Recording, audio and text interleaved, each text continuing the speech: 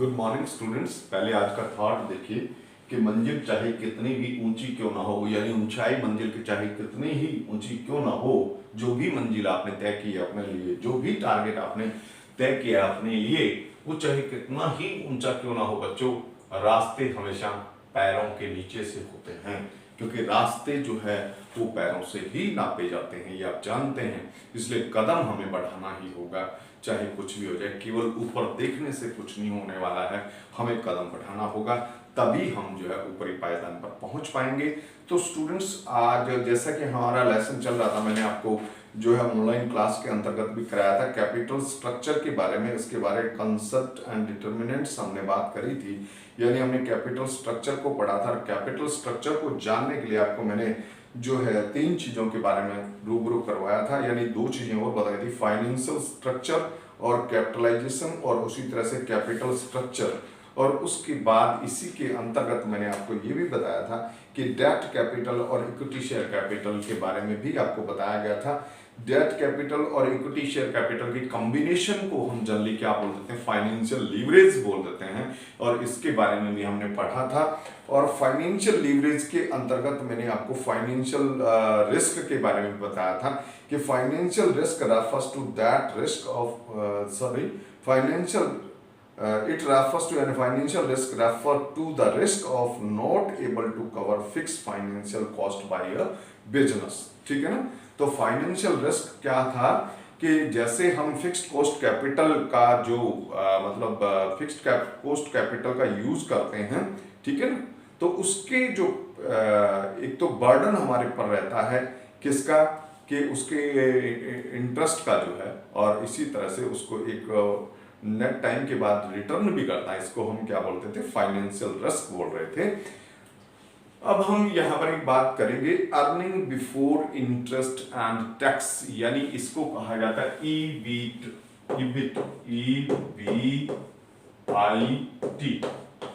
Earning before interest and tax, earning before interest and tax. EBIT is that profit of business from which the payment of interest and tax remains to be deducted, यानी जिसमें से अभी हमें interest और इसी तरह से tax जो है वो दोनों ही निकालना है, वो क्या होता है, EBIT होता है। It is also known as the opening profit of the business, operating profit of the business, इसको operating profit भी कहा जाता है। This is an index of the profit earning capacity of the business, ये index होता है। For example, the EBIT in case of 2 companies is rupees 8 crore and 10 crore respectively, while the EAT यानी earning after interest and tax, इसको EAT कहते हैं, EAIT, EAT earning after interest and tax is 5 crore and 4 crore respectively. Here it can be said that on the basis of EBIT the second company has a more profit earning capacity। ठीक है ना। तो earning capacity को major करने के लिए जो है हमें EBIT का प्रयोग करना है, यानी earning before interest and tax. अब स्टूडेंट्स, हमारा जो मेन टॉपिक है वो क्या आता है, ट्रेडिंग ऑन इक्विटी, समता पर व्यापार, ट्रेडिंग ऑन इक्विटी। देखिए, कोई भी कंपनी होती है स्टूडेंट्स, उसका बेस पता है क्या होता है, उसका बेस होता है इक्विटी शेयर कैपिटल। एक स्ट्रॉन्ग बेस होता है इक्विटी शेयर कैपिटल, क्योंकि इक्विटी शेयर होल्डर जो होते हैं कंपनी के रियल ओनर होते हैं, और सारा का सारा रिस्क जो होता है, फाइनल रिस्क जो होता है, वो कौन बियर करते हैं, वो आपके इक्विटी शेयर होल्डर ही बियर करते हैं। क्लियर है ना। लेकिन अब देखिएगा, मैंने आपको एक बात बताई थी कि हमारे लिए जो चीपर सोर्स होता है कैपिटल का, वो कौन सा होता है, वो होता है फिक्स्ड कॉस्ट कैपिटल। कौन सा होता है, फिक्स्ड कॉस्ट कैपिटल, जिसके अंतर्गत आपको मैंने बताया था डेट कैपिटल और इसी तरह से प्रेफरेंस कैपिटल जो है, ये 2 सोर्स हमारे लिए होते हैं। तो अब बात हम करेंगे ट्रेडिंग ऑन इक्विटी की। ट्रेडिंग ऑन इक्विटी तभी होता है कि जब हम इक्विटी शेयर कैपिटल के साथ जो आपकी फिक्स्ड कॉस्ट कैपिटल है, यानी डेट कैपिटल और प्रेफरेंस शेयर कैपिटल का यूज करते हैं। और यूज करने का हमारा मेन पर्पस क्या होता है, मोटो क्या होता है, कि to increase the income of equity share holder, यानी क्या होता है, to increase the income of equity share holder. इसी को ट्रेडिंग ऑन इक्विटी कहा जाता है। इसी को क्या कहते हैं, ट्रेडिंग ऑन इक्विटी कहा जाता है। मैं आपको अभी यहां बता देता हूं। Trading on equity means to raise fixed cost capital यानी borrowed capital and preference capital on the basis of equity share capital, क्योंकि बेस कौन होता है? Equity share capital. उस बेस के ऊपर हम कौन सी कैपिटल इशू करते हैं? एक तो फिक्स्ड कॉस्ट कैपिटल, जिसमें क्या होती है आपकी जो जैसे डेट कैपिटल और इसी तरह से प्रेफरेंस कैपिटल।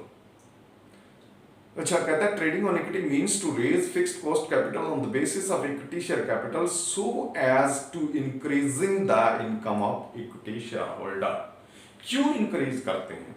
क्योंकि आपको पता है, बताया गया है कि डेट कैपिटल और जो आपकी प्रेफरेंस कैपिटल होती है ये इक्विटी शेयर कैपिटल से चीपर सोर्स होता है। जनरली ये होता ही है कि एक कंपनी जो होती है इंटरेस्ट रेट से ज्यादा ही रिटर्न अर्न करती है। क्यों? क्योंकि यदि आप कोई भी काम करते हैं और इंटरेस्ट जो मार्केट में इंटरेस्ट रेट्स है उससे ज्यादा अगर आप अर्न नहीं करते हैं तो आपको वो कोई काम करने का फायदा ही नहीं। क्योंकि आप फिर क्या करें? बिजनेस ना करके फिर क्या कर दें कि अपना पैसा जो है कैपिटल मार्केट में लगा दें जहां से आपको इंटरेस्ट आ जाए उस हिसाब से, है ना? तो मैक्सिमम यही होता है कि जो रेट ऑफ रिटर्न होता है हमेशा ही क्या होता है? इंटरेस्ट रेट से ज्यादा होता है, ठीक है ना? तो जैसे सपोज करें कि आपने कहीं से 10% से पैसा उधार लेकर के किसी बिजनेस में लगाया और वहां से आपको सपोज करें कि 18% रिटर्न मिल रहा है, तो आप 10% तो उनका इंटरेस्ट दे रहे हैं और बाकी 8% आपको बच रहे हैं, यानी आपका फायदा हो रहा है, ओनर का फायदा हो रहा है, यानी इक्विटी शेयर होल्डर का बेनिफिट हो रहा है। तो यही चीज है ट्रेडिंग ऑन इक्विटी कि हम अपने इक्विटी शेयर होल्डर की इनकम को इंक्रीज करने के लिए क्या करते हैं? या तो उधार का पैसा ले लेते हैं या फिर प्रेफरेंस शेयर जारी कर देते हैं, क्योंकि प्रेफरेंस शेयर होल्डर को भी एक फिक्स रेट से डिविडेंड देना होता है, ठीक है ना? तो देखिए यहां मैं आपको समझा दूं यहां क्या कहता है कि although it is possible only when, और ये तभी पॉसिबल है कि जब rate of return is greater than rate of interest. Rate of return is greater than rate of interest. कहता है although it is possible only when the rate of return of the company is greater than the rate of interest on borrowed capital और the rate of dividend on preference share. ये बात आपको मैंने अभी बता दी। Those investors who provide fixed cost capital to the company have limited share in it, यानी in its profit, इसके profit के अंदर उनका लिमिटेड शेयर होता है। लिमिटेड कैसे होता है कि अगर मान लो आपकी बोरोड कैपिटल है तो आप क्या देंगे उसको? 10% या 12% जो इंटरेस्ट रेट आपका फिक्स हुआ वो देगी, और प्रेफरेंस शेयर है तो 10%, 9% जो भी प्रेफरेंस शेयर की रेट है उसी रेट से उसको दिया जाएगा। तो उनका जो है कंपनी के प्रॉफिट के अंदर क्या होता है? एक लिमिटेड शेयर होता है। Hence they want their investment to remain safe by owners capital. और एक बात और भी है, वो इसी बेस पर आपको उधार देते हैं कि उनकी जो कैपिटल, उनकी जो इन्वेस्टमेंट है सेफ है, किसके द्वारा? इक्विटी शेयर होल्डर के द्वारा। क्यों? क्योंकि फाइनल रिस्क किसका है? Equity share holder. उनको तो उनका पैसा कौन देंगे? इक्विटी शेयर होल्डर देंगे, कंपनी देगी, लास्ट में दिया जाता है इक्विटी शेयर होल्डर को, ठीक है ना? Hence they want to their investment to remain safe by owners capital. Owners मतलब equity capital. In other words lender will be willing to give loan to the company only when the base of the company is strong, और base of the company strong किससे होता है? equity shareholder से, meaning thereby when the company has sufficient equity share capital. Lender desired to be so because in case of company suffer heavy losses or goes bankrupt, then equity shareholder alone will suffer. Because of priority of payment to the lender, their loan will remain safe, यानी उनका पैसा safe है, क्योंकि पहले किसको पे किया जाएगा? पहले lenders को पे किया जाएगा। Now the question arises how the income यानी earning of the equity shareholder can increase when the company raises fixed cost capital यानी borrowed capital and preference capital. Following इसके लिए आप क्या करेंगे? आपको मैं एक इबिट ईपीएस एनालिसिस जो है उसको समझाऊंगा, लेकिन उससे पहले आपको इबिट के बारे में तो मैंने बता दिया कि इबिट क्या होता है? Earning before interest and tax. अब आप करेंगे ईपीएस क्या होता है, ठीक है? ईपीएस क्या होता है? With the help of this analysis यानी ईपीएस एनालिसिस से it can be found out as to what will be the effect of the various combination of long term financial sources on the EPS at a certain EBIT level. EPS मतलब earning per share. अगर earning per share बढ़ता है किससे, आपके trading on equity से, तो it means क्या है कि आपके इक्विटी शेयर होल्डर की इनकम को इंक्रीज किया जा रहा है। तो हम अब क्या करेंगे, ईबिट और ईपीएस एनालिसिस करेंगे। इसके लिए मैं आपको यहाँ पर ले चलता हूँ। अब देखिए यहाँ पर एक एग्जांपल आपकी बुक में ही बताया गया है। इसने क्या लिया है, यहाँ पर देखिए, इसने लिया है कि दो कंपनीज हैं। एक तो कौन सा कंपनी, एक्स कंपनी है, और एक कंपनी का नाम है वाई कंपनी। और दोनों ही कंपनी जो है उनके पास जो है टोटल कैपिटल उनका देखिएगा, टोटल कैपिटल यहां इक्विटी शेयर कैपिटल डाला गया, equity share capital. X company का 3 लाख का 3 लाख इक्विटी शेयर कैपिटल है, ठीक है। और शेयर की जो है फेस वैल्यू बताया गया, फेस वैल्यू जो है वो है आपकी पर इक्विटी शेयर, पर शेयर ₹10, ठीक है। तो ये देखिए इसकी 10 लाख है और इसकी जो है 4 लाख है, ठीक। और इसने अब देखिए यहां है 10% डिबेंचर, 10% डिबेंचर। एक्स कंपनी ने कोई डिबेंचर या डेट कैपिटल नहीं लिया है, जबकि वाई कंपनी ने 6 लाख की डेट कैपिटल जारी कर रखी, ठीक है। तो अब अगर हम बात करें कि टोटल कैपिटल की दोनों कंपनी की, तो आप लिख सकते हैं कि टोटल कैपिटल दोनों की जो है सेम है, 10 लाख इसकी है और 10 लाख ही इसकी।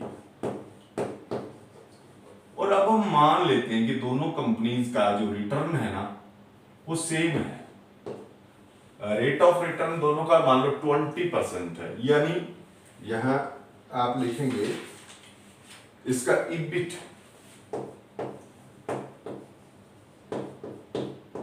यानी earning before interest and tax, इसका भी 2 लाख है यानी 20% से, और इसका भी क्या है 2 लाख।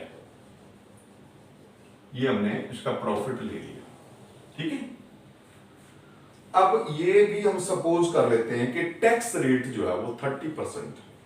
टैक्स रेट क्या है 30% है, लेकिन उससे पहले हम करेंगे लेस इंटरेस्ट, क्योंकि actually EBIT interest earning before interest and tax, पहले टैक्स नहीं देंगे, पहले इंटरेस्ट घटेगा, क्योंकि इंटरेस्ट पर कभी टैक्स नहीं लगता, ठीक है। लेस करेंगे इंटरेस्ट, तब हमारे पास क्या आएगा ईबीटी यानी अर्निंग बिफोर टैक्स। तो अब देखिए या इसको जो है अर्निंग बिफोर टैक्स आ गए ईबीटी। ये देखिए टैक्स इसका हम टैक्स नहीं सॉरी ये इंटरेस्ट इसका तो है ही नहीं, और इसका इंटरेस्ट है आपका 10% किस पर 6 लाख पर, कितना आ जाएगा 60,000, ठीक है। ये हमने लेस कर दिया, ये आपका क्या गया अर्निंग बिफोर टैक्स आ गया, अर्निंग बिफोर टैक्स। इसका क्या रहा वही 2 लाख और इसका आ गया 1,40,000। अब लेस करना आपको टैक्स, लेस करेंगे टैक्स कितना परसेंट 30%, कितना आ जाएगा 30% टैक्स लेस करेंगे। इसका आ जाएगा आपका कितना 60,000 और इसका आ जाएगा 42,000, ठीक है। ये आपके पास आएगा EAT अर्निंग आफ्टर टैक्स। ये इसका कितना आ गया 1,40,000, 1,40,000 और इसका आ जाएगा 98,000, ठीक है ना। यानी अर्निंग आफ्टर टैक्स। जो अर्निंग आफ्टर टैक्स जो इसके पास बचता है वो क्या दिया जाता है, वो शेयर होल्डर को डिविडेंड के रूप में दिया जाता है, ठीक है ना। तो हम मान लेते हैं कि सारा का सारा क्या कर दिया कंपनी ने, इनको डिविडेंड के रूप में दे दिया। तो अब ये क्या होगा, देखिए डिविडेंड के रूप में दे देंगे तो हम ये करेंगे, यहां लिखोगे number of equity share, equity share, इसके नंबर ऑफ इक्विटी शेयर, क्योंकि एक शेयर 10 रुपए का है तो इसके कितने हो गए, 1 लाख हो गए, 1 लाख इक्विटी शेयर हो, है ना। और इसके 40,000 है नंबर ऑफ इक्विटी शेयर। अब हम लिखेंगे अर्निंग पर शेयर, ईपीएस यानी अर्निंग पर शेयर, यानी एक शेयर, देखिए ये टोटल कितना है, अगर इनमें 1 लाख शेयर होल्डर में बांटोगे तो आपका अर्निंग पर शेयर आएगा 1,40,000 divided by 1 lakh is equal to 1.4 यानी 1 रुपया 40 पैसा। और इसका अगर आप अर्निंग पर शेयर निकालेंगे तो ये आएगा 98,000 डिवाइडेड बाई 40,000, ठीक है, डिवाइडेड बाई 40,000, ये आ जाएगा आपका कट करने से 2.45, यानी एक्स कंपनी जो है इसके शेयर होल्डर को कितना मिल रहा है, 1 रुपया 40 पैसा अर्निंग पर शेयर यानी प्रति शेयर कमाई, और वाई कंपनी को प्रति शेयर कमाई कितना मिल रहा है, 2.45, यानी किस कंपनी के शेयर होल्डर की जो कमाई है यानी जो इनकम है वो इंक्रीज हो रही है, वो उसी कंपनी की इनकम हो रही है जो ट्रेडिंग ऑन इक्विटी कर रही है। और ट्रेडिंग ऑन इक्विटी कौन कर रही है, वाई कर रही है। बस ट्रेडिंग ऑन इक्विटी के लिए बेटे एक ही शर्त जरूरी है कि ट्रेडिंग ऑन इक्विटी के लिए जो है आपका rate of return is greater then जो है इंटरेस्ट, ठीक है। इसके बाद भी आगे ये एनालिसिस है, ये भी आप देख लेंगे, कोई दिक्कत नहीं है, ये भी हो जाएगा आपका, कर लेंगे आप। और इसके बाद है significance of trading on equity. Trading on equity आपने जान लिया, इसका इंपॉर्टेंस क्या है। Significance of trading on equity lies in the fact that if the company is earning more profit, then it can increase the earning of equity shareholder। यानी significance यही है कि इससे क्या होता है कि इक्विटी शेयर होल्डर की अर्निंग्स इंक्रीज होती है, जैसे कि हम यहाँ इस एग्जांपल में भी देख रहे हैं, ठीक है ना। और लिमिटेशंस इसकी क्या है, देखिए लिमिटेशंस भी आपको वही है जो अभी अभी हम बात कर चुके हैं। पहला है कि when the company has regular income, केवल तभी हो सकता है जब कंपनी को इनकम रेगुलर हो रही हो। इरेगुलर इनकम में ऐसा नहीं हो सकता, कभी कम कभी ज्यादा और कभी बिल्कुल ही नहीं, तब क्या होगा, ट्रेडिंग ऑन इक्विटी का लॉस भी हो सकता है शेयर होल्डर को। और when the earnings of the company are higher than the rate of interest on that or dividend on preference share, ये तो मैं पहले ही शब्द बता चुका। और number 3, when the company has sufficient fixed asset to offer as security to lender, क्योंकि एक कंपनी को लेंडर्स जो है उधार तभी देते हैं जब कंपनी के पास सफिशिएंट फिक्स एसेट हो, ताकि वो उनको सिक्योरिटी के रूप में रख सके। अब factor affecting the choice of capital structure, बात रही कैपिटल स्ट्रक्चर में क्या था बेटा, स्ट्रक्चर वही तो है कि इक्विटी शेयर कैपिटल कितना लें और कितना डेट कैपिटल लें, कितना प्रेफरेंस लें, यही सारी बात जो स्ट्रक्चर होती है। तो इस स्ट्रक्चर को कौन कौन सी बातें प्रभावित करती हैं, ठीक है। तो पहला है कैश फ्लो पोजीशन। ये सीधी सी बात है कि एक कंपनी की अगर कैश फ्लो पोजीशन यानी कैश की आवाजाही अच्छी रहती है तो वो कंपनी जो है इंटरेस्ट टाइम पे भी दे सकती है और कल को किसी डिबेंचर या लोन की पेमेंट रीपेमेंट करनी तो आसानी से कर सकते हैं। इसका मतलब ऐसी कंपनी जिसकी कैश फ्लो पोजीशन अच्छी है वो ट्रेडिंग ऑन इक्विटी यानी डेट कैपिटल का यूज कर सकती है। दूसरा है इंटरेस्ट कवरेज रेशो ICR। अब देखिएगा, with the help of this ratio and efforts is made to find out how many time, ये यानी इंटरेस्ट कवरेज रेशियो कैसे निकाला जाता है, ICR यानी interest coverage ratio EBIT divided by interest. EBIT मतलब earning before interest and tax, यानी जितने टाइम्स जितने गुना आपका इबिट होगा इंटरेस्ट के, जितने ज्यादा गुना होगा उतना ही ज्यादा जो है आप क्या कर पाएंगे, डेट कैपिटल का प्रयोग कर पाएंगे। और इसके विपरीत अगर आपका कल को जो है इंटरेस्ट और EBIT बिल्कुल बराबर है या बहुत कम ही अंतर है, तो इसका मतलब है कि आप डेट कैपिटल कम यूज करें, इक्विटी का ही ज्यादा प्रयोग करें। इसके बाद नेक्स्ट है debt service coverage ratio. Debt service coverage ratio, this ratio removes the weakness of ICR, this shows the cash flow position of a company. इसमें देखिए debt service coverage ratio formula था profit after tax plus depreciation plus interest, क्योंकि ये non cash expenses होते हैं, जैसे depreciation है, plus interest plus non cash expenses return of divided by preference dividend plus जो है इंटरेस्ट प्लस में रीपेमेंट ऑब्लिगेशंस, यानी जितने आपको जो है इस साल के अंदर पेमेंट्स करनी है उससे डिवाइड करके अगर निकाल लेंगे, फिर भी अगर आपका जो है ऊपर प्रॉफिट जो है इससे ज्यादा आता है, यानी जितना टाइम ज्यादा आता है उतना ही आप जो है डेट कैपिटल का प्रयोग ज्यादा कर सकते हैं। इसके अंदर रिटर्न ऑन इन्वेस्टमेंट, ये तो डायरेक्ट बात है कि ROI जितना ज्यादा होगा उतना ही ज्यादा आप जो है प्रयोग कर सकते हैं, किसको, डेट कैपिटल को। The greater return on investment of a company increases its capacity of utilize more debts. अगर रिटर्न कम मिल रहा है तो आप बच के रहिएगा। कॉस्ट ऑफ डेट, हाँ अगर मार्केट के अंदर जो डेट्स हैं वो सस्ते मिल रहे हैं, यानी लोन या डिवेंचर्स जो है वो कम रेट में मिल रहे हैं, तो आप ज्यादा उनका प्रयोग करिए, इससे आपके शेयर होल्डर को बेनिफिट होगा। टैक्स रेट, बेटे टैक्स रेट ज्यादा होना, टैक्स रेट देखिए the rate of tax affect the cost of debt. If the rate of tax is high, the cost of debt decreases. ये पक्की बात है, क्योंकि रेट ऑफ टैक्स अगर ज्यादा होगा तो कॉस्ट ऑफ डेट क्या होगा, कम होगा।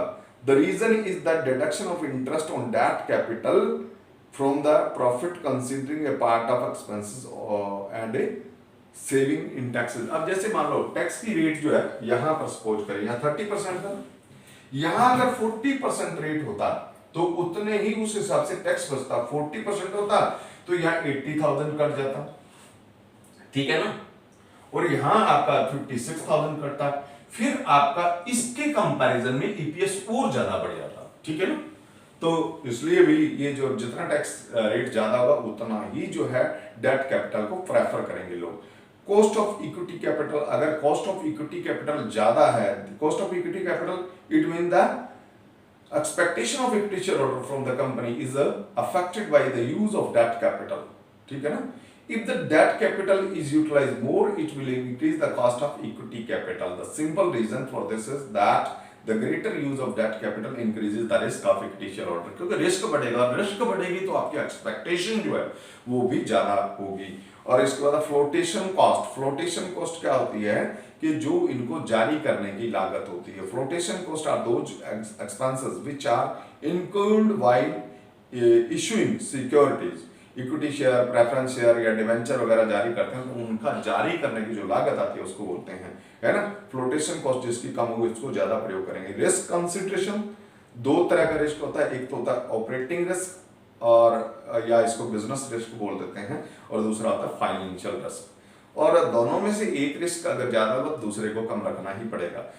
देखिए operating risk, this refers to the risk of inability to discharge payment operating cost such as, यानी जो आपकी ऑपरेटिंग कॉस्ट है जैसे रेंट ऑफ बिल्डिंग है, पेमेंट ऑफ सैलरी है, इंश्योरेंस इंस्टॉलमेंट वगैरह है, ये पेमेंट करने ये जो खर्चा है वो आपका किस में आ जाता है, ऑपरेटिंग रिस्क में या बिजनेस रिस्क में। और फाइनेंशियल रिस्क में जनरली आपका क्या आता है, generally payment of preference dividend है या इसी तरह से इंटरेस्ट है, ये आपके फाइनेंशियल रिस्क होते हैं। This refers to the risk of inability to pay fixed financial payment, that is payment of interest, payment of preference dividend, ठीक है, as promised by the company.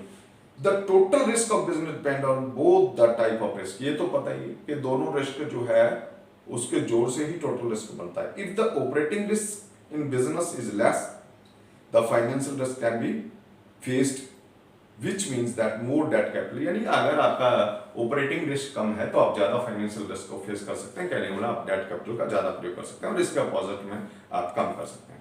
Flexibility, ठीक है ना, यानी अगर आप चाहते हैं कि आपकी कैपिटल में फ्लेक्सिबिलिटी ज़्यादा बनी रहे तो आप डेट कैपिटल का ज़्यादा प्रयोग करते हैं, क्योंकि डेट कैपिटल को अगर कम करना है तो उसको रीपे कर दो, और अगर उसको बढ़ाना है आपको यानी कैपिटल को इंक्रीज करना है तो आप और जो है इशू कर दो। इसके बाद कंट्रोल भी देखना है। According to this factor at the time of preparing capital structure it should be assured that the control of existing shareholder owners over the affair of the company is not adversely affected। यानी आप जो है बहुत ज़्यादा जो है अगर equity share capital का प्रयोग करेंगे तो कंट्रोल जो है शेयर होल्डर का धीरे धीरे कम होता जाता है जो जो ज़्यादा कैपिटल इशू होगी। अगर मान लो सपोज करो कि 100 ही इक्विटी शेयर होल्डर हैं तो 100 लोगों के हाथ में कमाना है पूरी कंपनी की, और अगर इसको इंक्रीज कर देते हैं तो उनका जो प्रपोर्शन है वो कम हो जाता है। रेगुलेटरी फ्रेमवर्क कहता है कुछ कानूनी नियम भी होते हैं, तो उन कानूनी नियम के अकॉर्डिंगली भी हमें अपने कैपिटल स्ट्रक्चर को रखना होता है, ठीक है ना। क्योंकि डेट इक्विटी रेशियो जो है कई कंपनी में 2:1 का, कई में 4:1 का, किसी में 6:1 का, ये बढ़िया माना जाता है तो उसको भी ध्यान में रखना है। और उसके बाद है stock market condition. Stock market condition refers to the upward or downward trend in the capital market. Both these conditions have their influence on the selection of source of finance. जब मार्केट में क्या होता है, डल चल रहा होता है ना, तो उस समय क्या होता है कि शेयर्स के अंदर लोगों का इंटरेस्ट बहुत कम होता है, यानी इक्विटी शेयर में लोगों का इंटरेस्ट कम होता है। उस टाइम लोग चाहते हैं कि उनको एक फिक्स्ड इनकम मिलते रहे, तो उस टाइम डेट कैपिटल यूज करना चाहिए। और जब बूम पीरियड चल रहा हो यानी तेजी का काल चल रहा हो तो उस समय में जो है इक्विटी शेयर्स इशू करना ज़्यादा बढ़िया रहता है, और उस टाइम जो है इक्विटी शेयर्स को लोग हैंड टू हैंड जो है वो परचेज करते हैं। Capital structure of other companies, और इसके साथ साथ फिर भी हमें अपने राइवल कंपनीज के कैपिटल स्ट्रक्चर को भी ध्यान में रखना है, उसके अकॉर्डिंगली अपने कैपिटल स्ट्रक्चर को सिलेक्ट करना है। तो स्टूडेंट्स आज के लिए जो है बिजनेस स्टडी में इतना ही काफ़ी है। नेक्स्ट टॉपिक हमारा चेंज हो जाएगा, फिक्स्ड एंड वर्किंग कैपिटल, इसके बारे में हम बात करेंगे अगले वीडियो में, ठीक है। All the best.